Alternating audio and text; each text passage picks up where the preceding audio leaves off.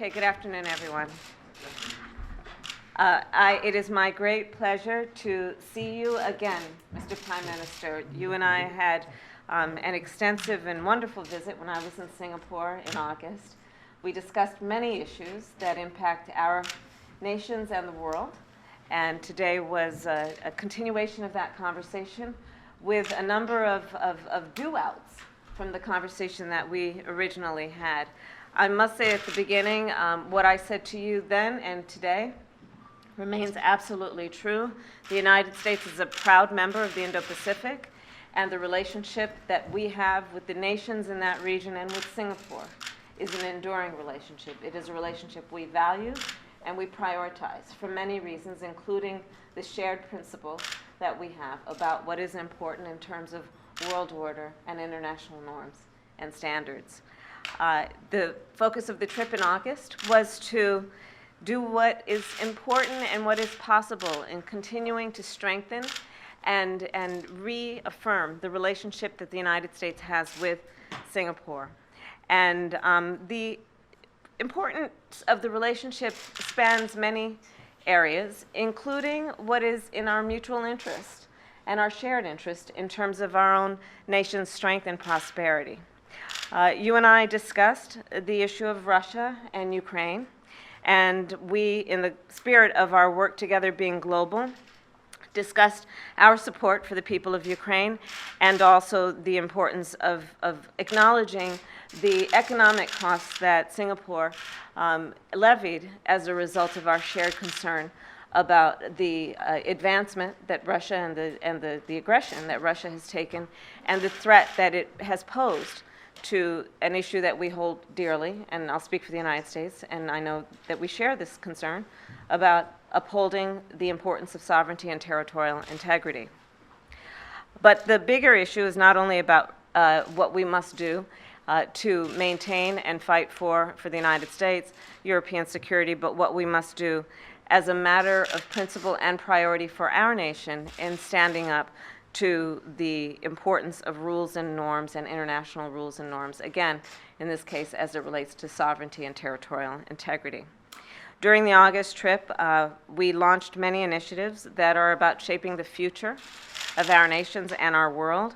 And today, of course, again, is a follow-up to that conversation, including what we are doing together in the context of space. I am very pleased that as a follow-up to the discussion that you and I had in Singapore, that Singapore has signed on to the Artemis Accords, which of course is a partnership between many nations, Southeast Asia now being represented, Singapore being the fourth Southeast Asian nation, to recognize what we can do together to expand international norms as it relates to all matters, including matters in space. And so we have discussed that. We have discussed, of course, the importance of working together on the issue of cyber, both as a security matter, but also as a matter that relates to our nation's prosperity and investment in innovation. And so we have announced, and you announced with the President today, the U.S.-Singapore Cyber Dialogue. We have also discussed other issues that relate to our economies and, again, prosperity of our respective nations, including the importance of collaboration on the issue of supply chains, something we talked about back in August and have discussed again today, and our commitment to moving forward together on this important work. And we have discussed the importance of climate and what our nations have the ability and have the commitment to do to be leaders on this issue that threatens the security and the well-being of our entire globe. So with that, Mr. Prime Minister, I thank you for the visit and for our conversation. I look forward to many more, and I thank you for the friendship as well. Thank you, Vice President.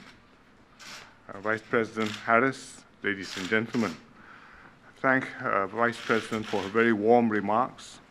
We last met in August in Singapore, and we continued with a very good conversation this afternoon, reaffirming the long-standing and robust partnership between our two countries. And we also discussed the ongoing crisis in Ukraine and reiterated our shared commitment to a stable, rules-based global order. The U.S. has played an important and constructive role in the Asia-Pacific for nearly 80 years. Singapore has consistently supported a strong U.S. presence in the region, both through words and actions. And our two countries enjoy close economic relations. Our US-Singapore Free Trade Agreement, signed in 2004, nearly 20 years ago, was the US's first FTA with an Asian country. Singapore is home to nearly 5,500 US companies, and US FDI stock in Singapore exceeds US investments in China, India, and the Republic of Korea combined. Singapore is also the second largest Asian investor in the US. So Singapore's investments in the US and US exports to Singapore support more than 250,000 US jobs. Our security and defense ties go back many decades. We are a major security cooperation partner of the US. Our Memorandum of Understanding on Defense Cooperation, signed in 1990 and renewed recently in 2019, provides the US military with access to Singapore's air and naval bases. Vice President Harris visited the littoral combat ship USS Tulsa at our Changi Naval Base when she visited Singapore. And she could see firsthand how Singapore supports the US military presence and its defense engagements in the region. Singapore also has one of the largest foreign training presences in the US. We are grateful for US support for the Air Force training, which we conduct with detachments in Arizona and Idaho. And we continue to work together to jointly face challenges on the horizon, deepening defense cooperation in areas like cyber defense, artificial intelligence, and joint training with the F-35s. The Vice President and I reviewed progress on the substantial agenda of deliverables announced on her visit last year. We've established a bilateral cyber dialogue to work together on critical infrastructure protection, data security, and sharing of best practices in support of a rules-based multilateral order in cyberspace. We're expanding the MOU between MTI and DFC to deepen collaboration in green and sustainable infrastructure projects in the region. And as the Vice President told you, Singapore has signed the Artemis Accords, which aim to promote the peaceful, sustainable, and beneficial use of space. We are the first Southeast Asian country to sign on, and we had a good discussion about this because Vice President chairs the White House National Space Council. So I'm very glad that the Vice President and I were able to meet again to discuss ways to take our partnership to even greater heights, and we look forward to the next occasion to meet the Vice President once more, either in Washington or, I hope, in Singapore. Thank you very much. Thank you again, Mr.